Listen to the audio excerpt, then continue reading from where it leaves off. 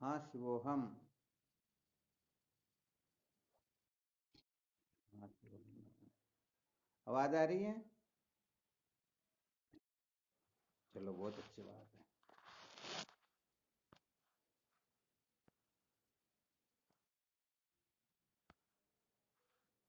क्या चल रहा था कल का विषय?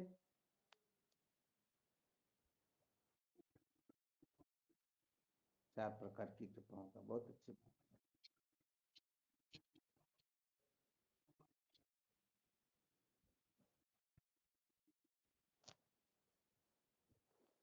बहुत अच्छी बात है। अच्छा, यहाँ पर ये भी थोड़ा अपने को सावधान रहना है।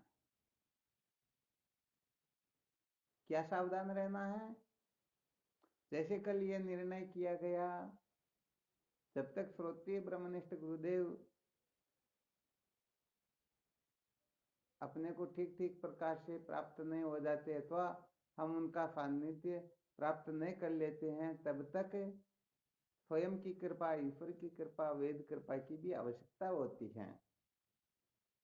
और जब गुरुदेव की कृपा हो जाए तो फिर किसी कृपा की आवश्यकता रहती ही नहीं। ये कल सिद्ध किया ना। और फिर अपने महावीर जी महाराज ने प्रश्न भी किया था कि श्रोत्रिय ब्रह्मनिष्ठ गुरुदेव का सानिध्य प्राप्त होने के पश्चात भी कहने का मतलब ठीक ठीक बोध क्यों नहीं होता, अनुभव क्यों नहीं होता, शायद यही प्रश्न कर रहे थे। तो यहाँ पर थोड़ा ये रहस्य समझ लेना अपने को कि गुरुदेव की प्राप्ति भले ही हो गई हो, परंतु गुरुदेव अपने को स्वीकार करे या गुरुदेव की प्रसन्नता जब तक न हो तब तक समस्त कृपाओं की आवश्यकता होती है। जिसमें से स्वयं की कृपा की तो सबसे ज्यादा आवश्यकता होती ही होती है। इतना सा सूत्र और जोड़ लेना अपने को। क्योंकि प्राप्त हो गए परंतु अपने पर उनकी कृपा नहीं है, तो फिर प्राप्त होने से क्या है? जैसे पारस में पारस लोहे को सोना बना देती, परंतु यदि लोहे को सोना बना देती परंतु लोहा यदि जंग लगा हुआ हो तो नहीं बनेगा ना। हाँ, तो ये थोड़ा विषय और जोड़ लेना, वरना फिर थोड़ा गड़बड़ घोटाला ही होगा। अच्छा, कल और क्या विशेष निर्णय निकाला था अपन ने? केवल 4 कृपाओं में यही निकाला ना?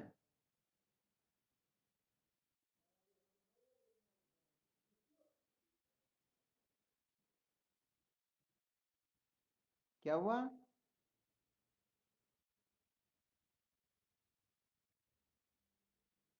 कोई बोलने के क्या बात हुई? तो आवाज नहीं आ रही?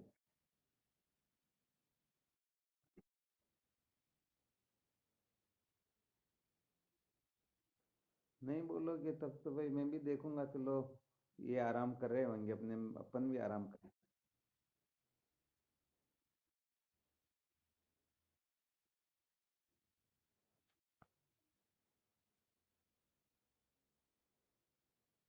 अच्छा, सुनने की जिज्ञासा तो है ना? तो फिर बोलते नहीं, क्या गड़बड़ है? या कोई काम करने लग जाते हो सत्संग में जुड़ करके?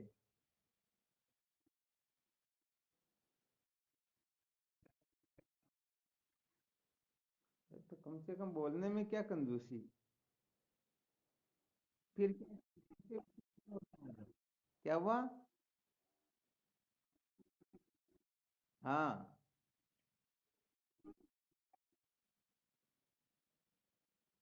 जिज्ञासा एक नहीं 1000 करो, परंतु टाइम पर बोल जाया करो।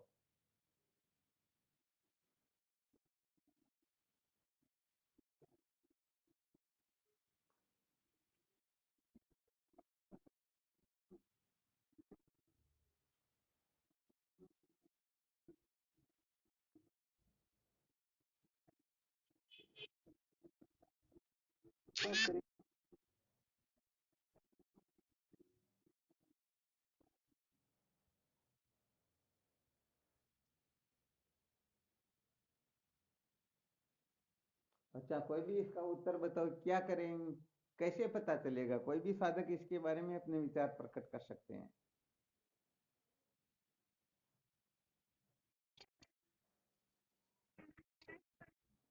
हाँ जी।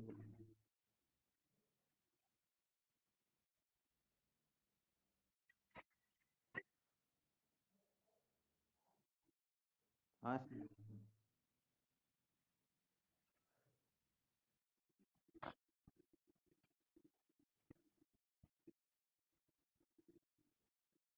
हम्म।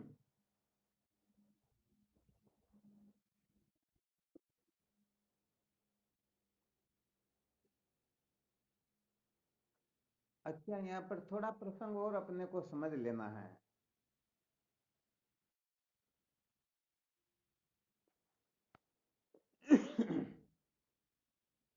सचमुच में गुरुदेव की प्रसन्नता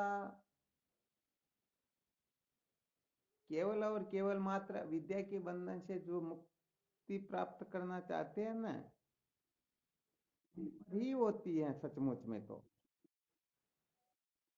हाँ, बाकी जो है, ये बाकी सब बातें ठीक अपनी अपनी जगह पे, इनका कोई महत्व नहीं है। भले कहने का मतलब कोई तन से मन से धन से वचन से समर्पित ही क्यों न हो जाए, परंतु तत्व जिज्ञासा नहीं है, जन्म मरण के बंधन से छूटने की तड़पन नहीं है, वास्तव में अविद्या के बंधन से छूटने की तड़पन नहीं है, तो उनके ऊपर जैसे गुरुदेव की कृपा होनी चाहिए वैसी होगी नहीं। इसलिए पूर्ण रूप से कृपा उनके ऊपर ही होती है जो सचमुच में अविद्या के बंधन से छुटकारा चाहते हैं।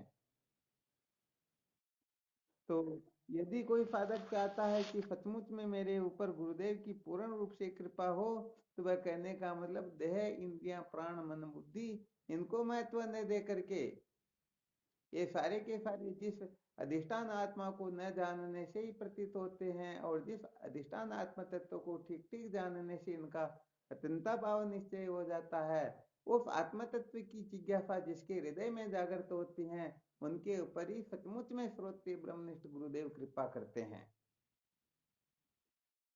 हाँ, वरना ये बाकी तो सब छोटी छोटी बातें हैं। क्योंकि देखो वास्तव में क्या होता है, जैसे भगवान शंकर उमा के प्रति कथन करते हैं कि उमा कहूं मैं अनुभव अपना, सत हरि भजन जगत सब सपना। तो जब यथार्थ निरूपण किया जाता तो फिर उसमें गड़बड़ घोटाला नहीं रखा जाता। तो यदि गुरुदेव किसी के ऊपर पूर्ण रूप से कृपा करेंगे तो उनको जैसा अनुभव है वैसा का वैसा बोध करवाएंगे, और यदि इसके विपरीत करते हैं तो समझना चाहिए कि अभी तक उनकी पूर्ण कृपा नहीं है।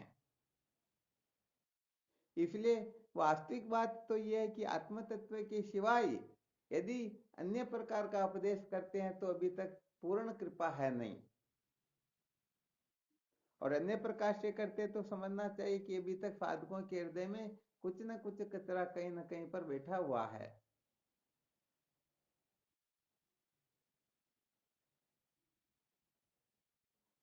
तो कहने का मतलब देह इंद्रिय प्राण मन, ये तन मन धन वचन जो है ये सब छोटी छोटी बातें रह जाती फिर। क्योंकि बहुत सारे लोग गंगा जी में प्राण त्याग कर देते हैं, कूद जाते हैं, परंतु किसके लिए कूदते हैं? प्राणों का त्याग करके स्वर्ग के भोगों को भोगने की इच्छा से वो गंगा जी में प्राणों का त्याग कर देते हैं। तो लगता तो है कि अरे भाई ये तो बहुत बड़ा भक्त है, परंतु विचार करके देखा जाए तो क्या बहुत बड़ा भक्त है क्या? अरे वो तो बदले में कहने का मतलब और विशेष वस्तु चाहता है। तो जो विशेष वस्तु चाहता हो, वास्तव में वह उस प्रकार का अधिकारी होता नहीं। आ गया समझ में? हाँ, तो यहाँ पर विशेष बात यही है कि आत्म तत्व की जो जिज्ञासा है, अर्थात अज्ञान के बंधन से जो छुटकारा चाहता है, इसके सिवाय और कुछ नहीं।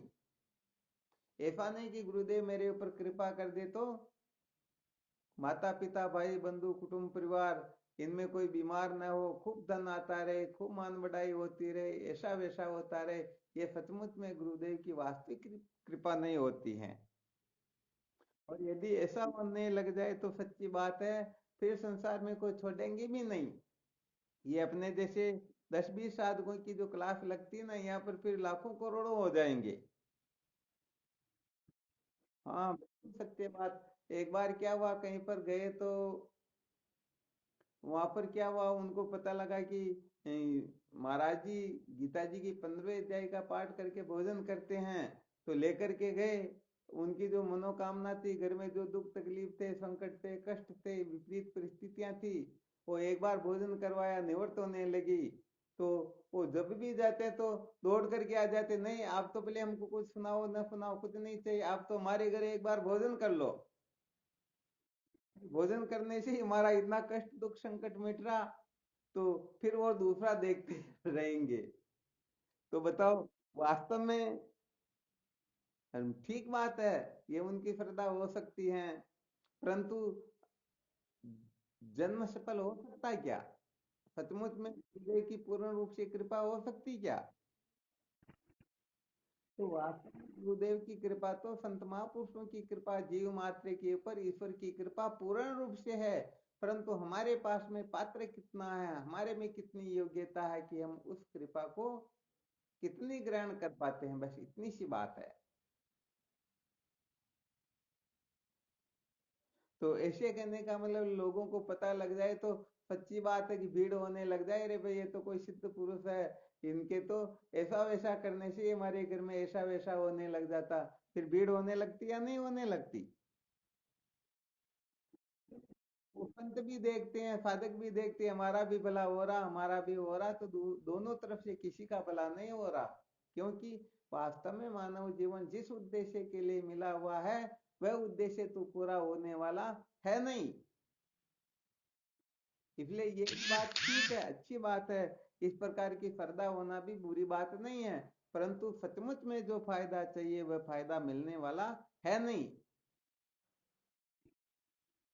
अच्छा, कल महावीर जी ने कुछ शंका की थी शायद, याद है क्या? क्या शंका?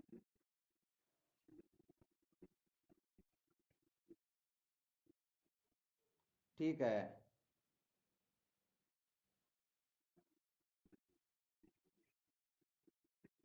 ठीक है।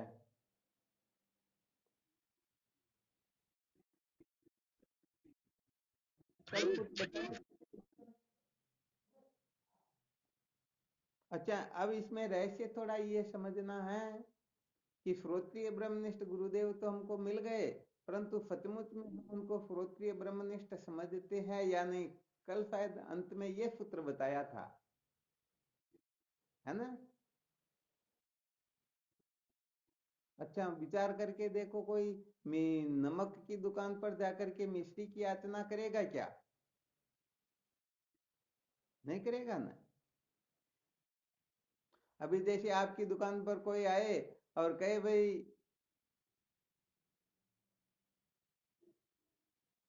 मेरे को कपड़े सिलवाने हैं,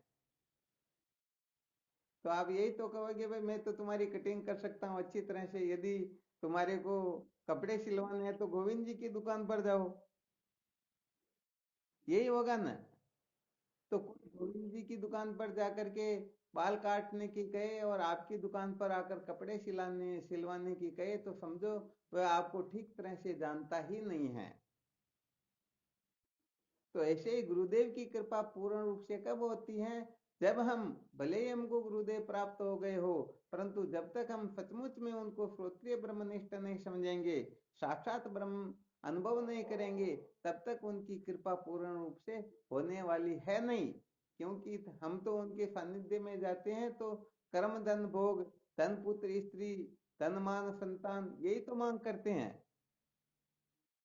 अनात्म पदार्थों की तो याचना करते हुए हम इनको प्रणाम कर रहे हैं, इनकी सेवा कर रहे हैं, इनकी सत्संग सुन रहे हैं, तो हमारे घर में किसी प्रकार की कमी नहीं रहेगी। अब बताओ, ऐसे साधक सचमुच में जीवन को धन्य बना सकते हैं क्या? के पास में जाकर के कोई कचरे की मांग कर रहा हो तो समझो अभी तक राष्ट्रपति के महत्व को समझता ही नहीं। तो भले ही किसी साधकों को इस प्रकार से महापुरुषों की प्राप्ति क्यों नहीं हो गई हो, फिर भी जब तक वह अपने ऊपर पूर्ण रूप से कृपा नहीं करेंगे तब तक गुरुदेव भी उनके ऊपर कृपा करने वाले है नहीं, क्योंकि उनकी दृष्टि में बंधा हुआ कोई है ही नहीं, बंधन की सत्ता ही नहीं है।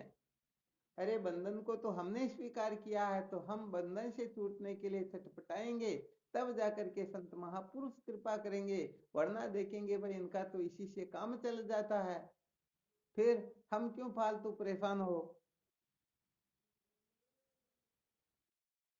अच्छा, दूसरा तरीका छोटा सा और बता देते हैं।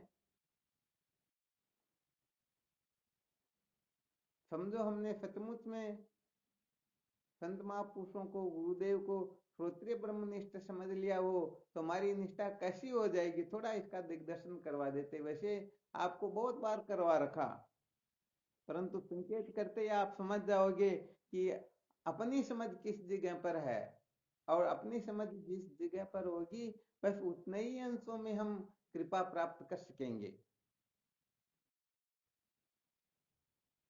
अच्छा, इसके लिए पहले आपको एक सूत्र बताया था।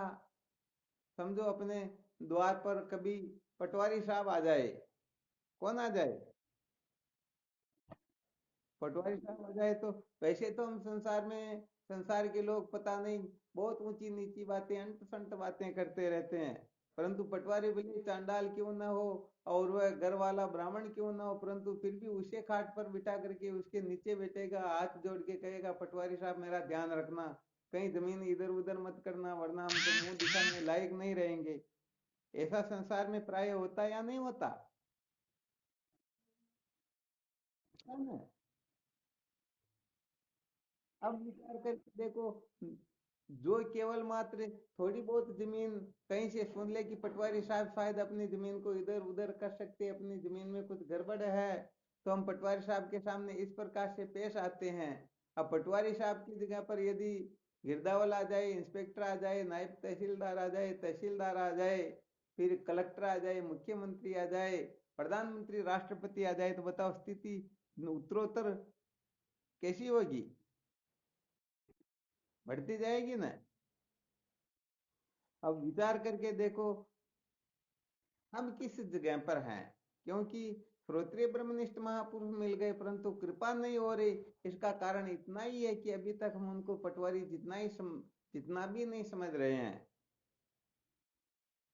वो पहले आपको एक दृष्टांत सुनाया ना, कोई सी इसे कहता था गुरुदेव आप तो हमारे लिए सब कुछ है, त्वमेव माता च पिता त्वमेव, त्वमेव बंधुश्च सखा त्वमेव, त्वमेव विद्या द्रविणम त्वमेव, त्वमेव सर्व मम सदगुरुदेव भगवान, त्वमेव सर्वमम गुरुदेव भगवान। अभी निरंजन जी महाराज की जो क्लास लगती थी वहां पर लास्ट में त्वमेव मम, त्वमेव सर्वमम गुरुदेव भगवान ये बोला करते थे। तो गुरु जी ने कहा बेटे वो बहुत अच्छी बात है, परंतु तुम तो मेरे को ये तुम्हारे जो भैंस का पाडा है ना इनकी बराबर भी समझ लेगा तो जान जाऊंगा कि वास्तव में मेरे प्रति श्रद्धा है। कहा गुरुदेव आप ऐसी बात क्यों कहते हैं, सचमुच में मैं तो आपको गुरु ब्रह्मा गुरु विष्णु गुरुदेव महेश्वर गुरु, आपको मैं साक्षात परमात्मा समझता हूँ। गुरुदेव ने कहा कोई बात नहीं, बहुत अच्छी बात है। 2 दिन 3 दिन निकले, उनको बोलने दिया, और एक दिन वो तो खेत पर चले गए, और महाराज जी ने क्या किया उस पाड्डे को कोई एक एकांत जगह जहाँ उनका कोई बड़ा वगैरह होगा वहां जाकर ले जाकर बांध दिया। और वो शाम को आए, दूध निकालने के समय वो पाडा नहीं मिला, तो सब इधर उधर भगने लगे, रात को 12 बजे तक भगते रहे, फिर भी योग नहीं बैठा। अब घर आकर के रोने लगे, स्वामी जी हमारे तो ऐसा वैसा हो गया। कहा भाई क्या बात हुई, हमारा तो पाडा कहीं पर घूम गया। कहा अरे भाई मेरे को पूछ लेते, वो खुल गया था इसलिए मैंने वहां बांध रखा। तुरंत सारे के सारे राजी हो गए। तो गुरुदेव ने कहा बेटे केवल मात्र थोड़े से दूध के लिए वो आपका गुम गया तो आप उसके चक्कर में ये भी पता नहीं रहा तुम्हारे को गुरुदेव को भोजन करवाना, ये करना वो करना, क्या नहीं करना। तुम तो उनके सामने भी समझ लो आ रहा है समझ में। तो सच्ची बात क्या होता है, जब प्रैक्टिकली रूप से थोड़ा विचार किया जाता है तब पता चलता है। विचार करके देखो, हम भोजन 2 समय करते हैं तो कभी गड़बड़ करते हैं कि एक समय नहीं करे तो भी चल जाएगा। नींद निकालते हैं हमेशा तो बताओ गड़बड़ करते हैं क्या? श्वास लेने में गड़बड़ करते हैं क्या? काम काज में करते हैं क्या? अरे दूसरी अच्छी बातों को तो छोड़िए, संसार के भोग पदार्थों का भी विचार करके देख लीजिए। हम कहने का मतलब पीछे रहते हैं क्या? नहीं रहते। तो विचार करके देखो, कभी कभी हम गड़बड़ कर देते हैं, या तो बहुत लेट जुड़ते हैं या जुड़ते ही नहीं है। तो ये गड़बड़ घोटाला है या नहीं है? अरे हम खाने पीने को महत्व देते, जूते चप्पल को महत्व देते, नींद निकालने को महत्व देते, संसार के काम काज को महत्व देते, मौज मस्ती मनोरंजन को भोगों को महत्व देते हैं। तो इससे क्या सिद्ध होता है कि हम सत्संग को इसे भी थोड़ी कमजोर समझते हैं।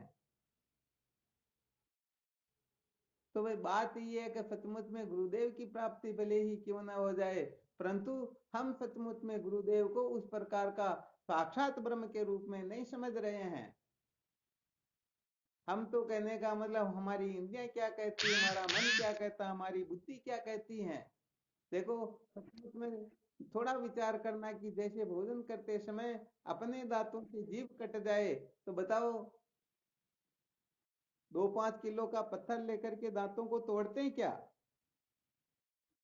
अरे क्या बात करते हो, हम जानते हैं कि दांत भी हमारे, जीभ भी हमारी है। यदि इसी प्रकार से गुरुदेव के प्रति श्रद्धा हो जाए तो गुरुदेव भले एक नहीं 1000 जूते रखे, कितनी ठोकरें लगाए, कितना अपमान करे, कितना तिरस्कार क्यों न करे, कितनी भी थपेड़े क्यों न लगाए, परंतु हम वहां से हटेंगे नहीं। परंतु थप्पड़ लगाना तो बहुत दूर की बात, किसी को थोड़ा बहुत डांट फटकार भी दो तो फिर कहने का मतलब वो देखेंगे भाई हमको तो कोई जरूरत नहीं है। तो गड़बड़ होती या नहीं होती? हाँ, सच्ची बात यह है कि अभी तक हम गुरुदेव भले ही हमको प्राप्त क्यों नहीं हो गए हो, परंतु अभी तक हम गुरुदेव को कुछ समझ ही नहीं रहे हैं। जबकि कल यही सिद्ध किया गया था, गुरुदेव की कृपा के सिवाय भले ही हम कितनी भी स्वयं की कृपा क्यों न हो जाए, ईश्वर की कृपा भी क्यों न हो जाए, वेद कृपा भी क्यों न हो जाए, समस्त कृपा होने के पश्चात भी यदि गुरुदेव की कृपा नहीं हुई तो सारी की सारी कृपाएं वापस लौट जाएगी, किसी काम की नहीं रहेगी। और यदि गुरुदेव कृपा करे तो भले ही स्वयं की कृपा ना हो, ईश्वर की कृपा ना हो, वेद की कृपा ना हो, किसी कृपा की जरूरत ही नहीं है। क्योंकि राष्ट्रपति प्रधानमंत्री से मिलना हो गया तो किसी सचिव सरपंच के पीछे आगे चलने की, फिरने की, भटकने की कोई आवश्यकता नहीं होती है। तो जितना भी गड़बड़ घोटाला हो रहा है, इस गड़बड़ घोटाले के मूल में केवल इतना ही सूत्र है कि हम सचमुच में उनको इस प्रकार का समझ नहीं रहे हैं। तो सच्ची बात तो है, जब हम अपनी आत्मा के अपने समान जब गुरुदेव को समझेंगे, हालांकि ठीक अभी ये बात समझ में आएगी नहीं, फिर भी कहने का मतलब समझे तब जाकर के आत्म तत्व अनावृत होता है। अब इनसे नीचे की कक्षा तो बुद्धि, इनसे भी नीचे की कक्षा मन है, प्राण है, इंद्रियां, शरीर है, फिर नाते रिश्ते, सगे संबंधी ये है। अब विचार करके देखो, नाते रिश्ते सगे संबंधियों के समान भी हम समझते या नहीं समझते? अपना शरीर तो और भी आगे की बात है, इंद्रियां तो और भी आगे की बात है, मन फिर भी और ऊंची बात है। तो हम मन के अनुसार करते हैं या किसके अनुसार करते हैं?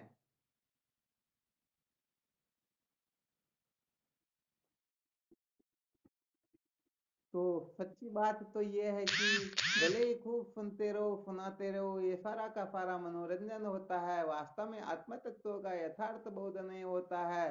तो ये सारा का सारा गड़बड़ घोटाला ही है।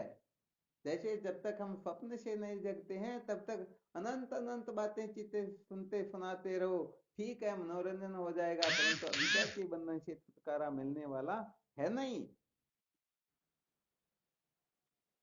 अरे पहले के समय में 12-12 वर्ष तक संत महापुरुषों के सानिध्य में ऐसा नहीं कि एक दिन 2 दिन घर जाके आ जाऊं, 12-12 वर्ष सेवा कर लेते, फिर भी महापुरुषों देख लेते, गरज उनकी है, देख लेते, सुनाए तो सुनाए, नहीं तो उनको परवाह भी नहीं करते, बात भी नहीं करते, उनकी ओर देखते भी नहीं थे। हाँ, तो इसके अंतर्गत एक तो समय पर बोल भी जाया करो और समय पर जुड़ जाया करो, अपसेंट मत किया करो, क्योंकि सत्संग से श्रेष्ठ कुछ नहीं होता है। चाहे सब छूटे तो छूटे, यदि ये प्राप्त हो भी जाएगा तो क्या कल्याण हो जाएगा क्या? हम कृतार्थ हो जाएंगे क्या? हाँ, कृतार्थ नहीं होंगे। इसलिए सत्संग को यदि हम कमजोर समझ रहे हैं तो समझो हम वास्तव में बड़े भाग्य जीव हैं। समझ में आए या ना आए, चिंता नहीं करना, अपने को सदा ध्यान रखना। और जिस दिन हम सचमुच में श्रुति माता जैसे कहती हैं गुरुर ब्रह्मा गुरु विष्णु गुरुर्देव महेश्वर है, ऐसा निश्चय कर लेंगे, अनुभव कर लेंगे, ऐसी प्रज्ञा अपने अंदर उदय हो जाएगी, समझो उसी समय हमारे ऊपर गुरुदेव की कृपा हो जाएगी। यदि पहले नहीं हो रही है तो गलती गुरुदेव में मत निकालना, गलती अपने में ही होती है। ये गड़बड़ होती है अपने में और दिखती दूसरों में। हाँ, बिल्कुल सही बात है। इसलिए सच्ची बात यही निकलती है कि ये सगे संबंधियों के सहित शरीर इंद्रियां प्राण मन बुद्धि इनकी परवाह न करके, इनको महत्व न दे करके, इनके नचाए न नाच करके, जैसे राजी हो वैसा न करके, केवल श्रुति संत शास्त्रों की मर्यादा में रहकर जो जीवन जीता है, जो विचार करता है, सचमुच में वही कृतार्थ होता है, उसी का जीवन धन्य होता है। तो बातें तो बोले हम आकाश पाताल की सुन लेंगे, सुना देंगे, याद भी कर लेंगे, पता नहीं क्या क्या कर लेंगे, परंतु ऐसी समझ जागृत नहीं होती है। तो सही बात है, अभी तक भीतर की जो निष्ठा नहीं, क्योंकि असलियत जो होती है ना, वो असलियत छिपाए नहीं छिपती है, तुरंत प्रकट हो जाया करती है। क्योंकि नाटक ज्यादा नहीं चलता, नाटक तो बहुत कम चलता, कितनी देर नाटक कर लेंगे। हाँ, थोड़ी देर ही चलता है। इसलिए ये अनादिकाल से देह इंद्रिया प्राण मन बुद्धि को महत्व दे करके हम जन्मरणाधिक संसार की में भटक रहे हैं। तो अब कहने का मतलब इनको महत्व नहीं देना है, इनके नचाई नाचना, ये जिनको सत्य बताए, अच्छा बताए, सुंदर प्रिय बताए, अपना कल्याण, अपने को कल्याणकारी बताए, वो वास्तव में सब धोखा है। क्योंकि इन सब का ज्ञान क्या है? अरे सीमित ज्ञान है। हाँ,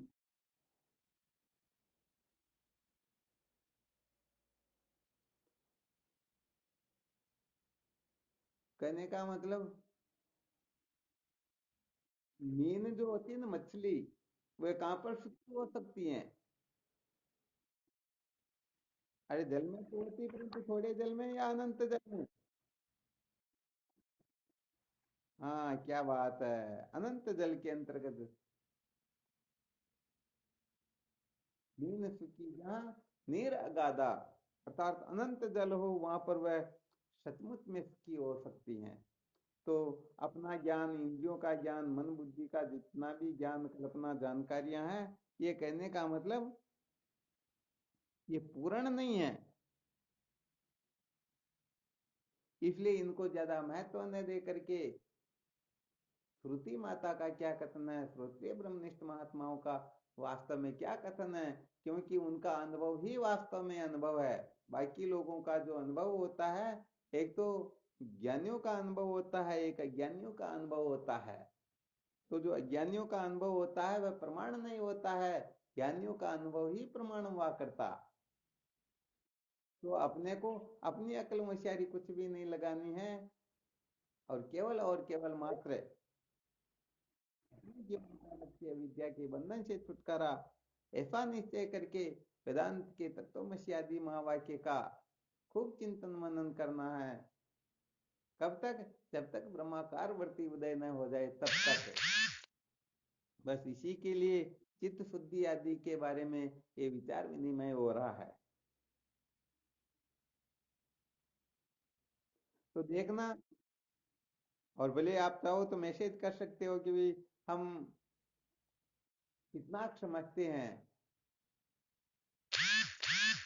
नाते रिश्तों से लेकर के, शरीर से लेकर के, इंद्रियों से लेकर के, प्राण मन बुद्धि से लेकर के, सचमुच में हम किस प्रकार से समझते हैं। जहाँ तक हमारी समझ है बस वहां तक का ही हम ज्ञान प्राप्त कर सकते हैं, आगे का नहीं। नायम आत्मा बलहीन न लभ्य। कमजोर व्यक्ति कभी भी परमात्मा तत्व को प्राप्त नहीं कर सकता। और कमजोरी यही है कि हम इन इन इंद्रियों के ज्ञानों में ही अटके हुए हैं। ये जो हम उनको ही सत्य समझते हैं। अपना मन कहते ये सत्य तो हम उसी को सत्य मानते, भले श्रुति संत शास्त्र कितना भी चिल्ला चिल्ला कर कुछ क्यों न कहे। हम तो बस हमने समझ लिया, निश्चय कर लिया ये ठीक है, तो उसी को ठीक समझते हैं, दूसरे की परवाह करते ही नहीं।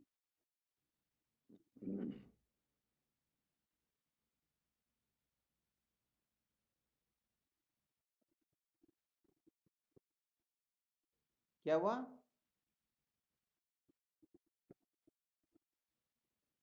हाँ कोई बात नहीं।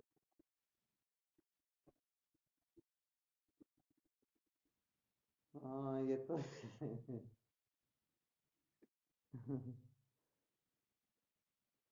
अपने ये भवानी शंकर जी महाराज एक दृष्टांत सुनाते हैं। वही कोई एक माता जी ने भोजन बहुत अच्छा बनाया, तो उनको कहा माता जी आपने तो भोजन बहुत अच्छा बनाया। तो उन्होंने कहा क्या करूं, मैं तो बचपन में ही रांड हो गई थी, विधवा हो गई। तुम्हारे राजपूतों के यहाँ फिर कहीं जाते भी नहीं। और जब विधवा हो गए तो उनका काम भोजन बनाने के सिवाय कुछ रहा ही नहीं, तो बोलो प्रवीण हो जाएंगे या नहीं होंगे? बस यही बात है।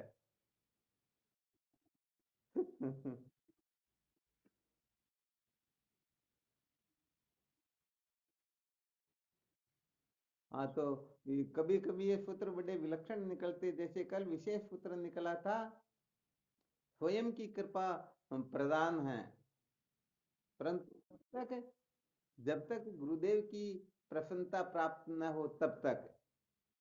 क्योंकि स्वयं की कृपा ही ईश्वर को कृपा करने पर मजबूर करती है। स्वयं कृपा करेंगे तभी वेद भगवान कृपा करने पर मजबूर होंगे, और स्वयं कृपा करेंगे तभी गुरुदेव कृपा करने पर मजबूर होंगे। और स्वयं की कृपा का क्या स्वरूप बताया था?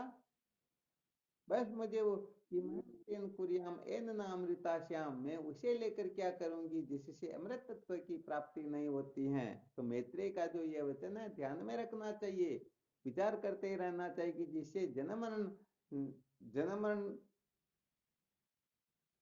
रूपी दुख से छुटकारा सम्यक प्रकार से प्राप्त नहीं होता है, जिससे ज्ञान के बंधन से हम मुक्त नहीं हो सकते हैं, जिससे हम कृतार्थ नहीं हो सकते हैं, जिससे मोक्ष नहीं हो सकती हैं, जिससे हम जीवन मुक्त नहीं हो सकते हैं। उन कतरों को लेकर के उनको महत्व दे करके हम क्या करेंगे? बस यही स्वयं की कृपा होती है। तो जो जन्म मरण के दुख से छुटकारा प्राप्त करने की तड़पन से युक्त है, समझना चाहिए उनके ऊपर ही ईश्वर वेद व गुरुदेव कृपा करने पर मजबूर होंगे। वरना कृपा कर तो देंगे, परंतु जो आपको चाहिए स्वर्ग आदि भोग लो, भोग चाहिए, बस उतनी ही कृपा होगी।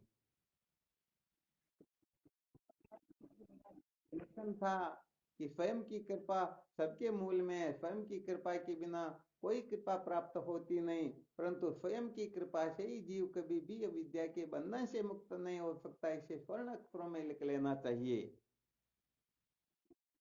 तो स्वयं की कृपा तब तक ही महत्वपूर्ण होती है, तब तक ही उसका महत्व होता है जब तक गुरुदेव की पूर्ण रूप से कृपा न हो जाए।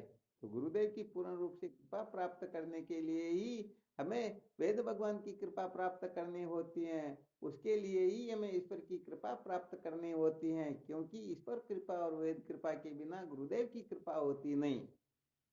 वरना सच्ची बात यह है कि गुरुदेव की कृपा यदि हो जाए तो फिर किसी कृपा की जरूरत है नहीं। परंतु गुरुदेव तब ही कृपा करेंगे, उनके ऊपर ही कृपा करेंगे, क्योंकि ईश्वर कृपा से चित्त शुद्धि होती है, वेद भगवान की कृपा से तत्व जिज्ञासा जागृत होती है। तो जिनका चित्त शुद्ध है, जो तत्व जिज्ञासु है, साधन संपन्न है, उनके ऊपर ही गुरुदेव कृपा करेंगे। तो कल का सूत्र भी विशेष निकला था, आज का भी विशेष निकला।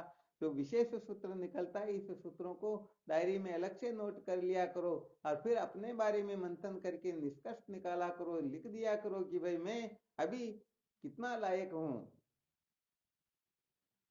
और ये नहीं लिख सको तो कोई दिक्कत नहीं, ये लिख दिया करो मैं कितना नालायक हूं, ताकि कोई पढ़े तो भी ध्यान रहे।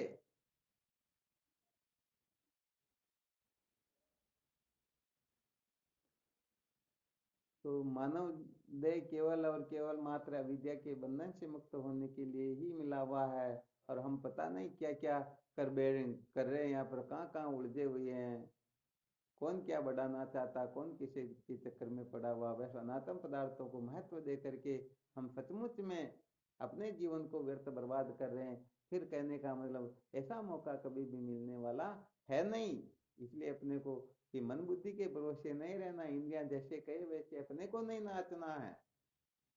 अपने को सत्संग को ऐसा मैं इतना महत्व देना कि सत्संग के सामने कोई कुछ नहीं होता है। यदि साक्षात भगवान नारायण दर्शन देने के लिए आ जाए, फिर भी उनको हाथ जोड़कर उनसे क्षमा याचना करवा लो, भगवान नहीं अभी तो मैं आपको समय नहीं दे सकता हूँ, ये समय तो मेरा निर्धारित है।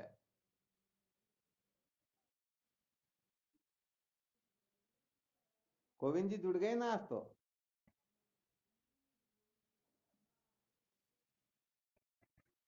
हाँ जी वो हूँ।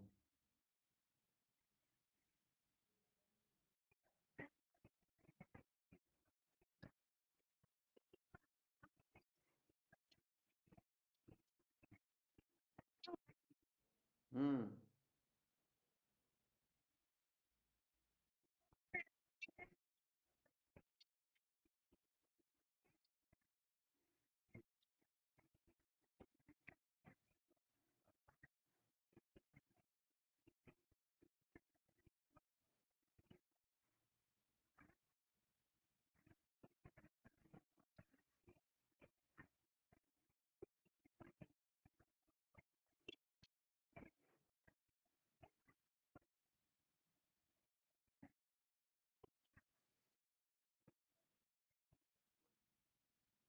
चलो बहुत अच्छी बात। ये भी एक पहलू है, चलो बहुत अच्छा।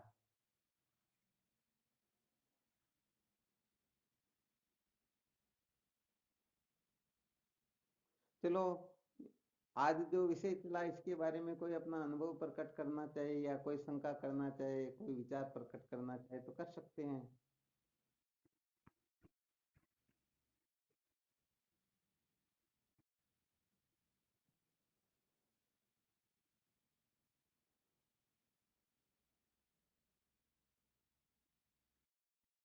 हाँ शिवोहम।